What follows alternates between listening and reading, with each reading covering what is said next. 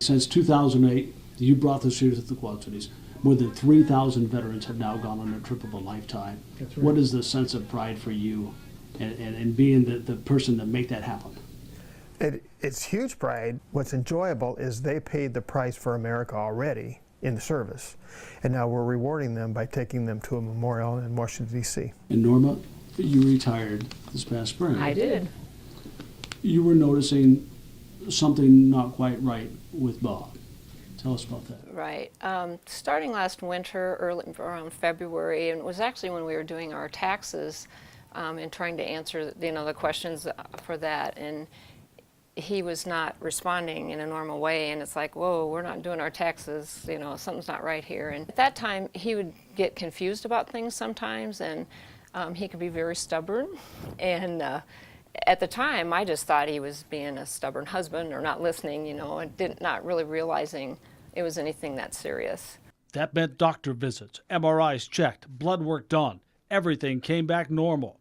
But Bob kept getting more and more confused. It took months to get a neurology appointment. Then the first diagnosis, early onset Alzheimer's. Bob, are you noticing that something's not quite right within yourself? Well, sometimes when I'm working, I'm not sure. There's a little bit of a confusion. And Norma, it took the second opinion, and just a few days ago, you did get a diagnosis. Tell us about that. What happened was, because they thought it was potentially Alzheimer's, there's a medication that they prescribe for that. And what happened is the kind of dementia he has, that medicine for some people is not good. And so he ended up reacting to it very badly. So we ended up, some friends helped me take him to the emergency room in Iowa City, and so we got the second opinion we wanted there. And they did lots more tests, and what the diagnosis finally was is that he has behavioral frontotemporal degeneration, or dementia. It took me a week to learn how to say that. And basically, there are just lots of things he can't do anymore. It's executive functioning, they call it. And so, for example, when you ask him how he feels about something, he really can't answer that.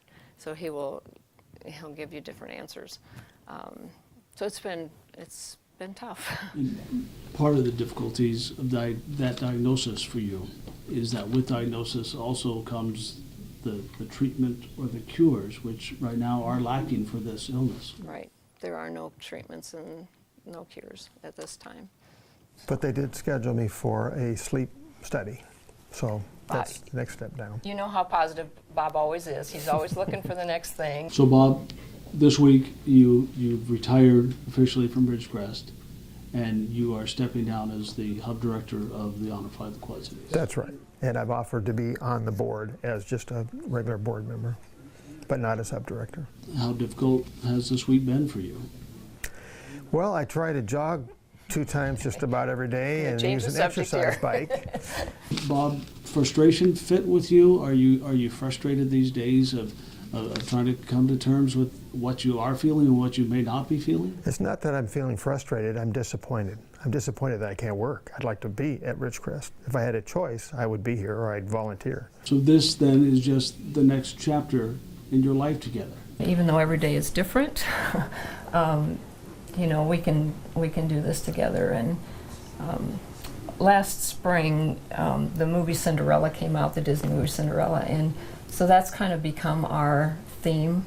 The theme from that movie was have courage and be kind, and so that's kind of what we're living each day.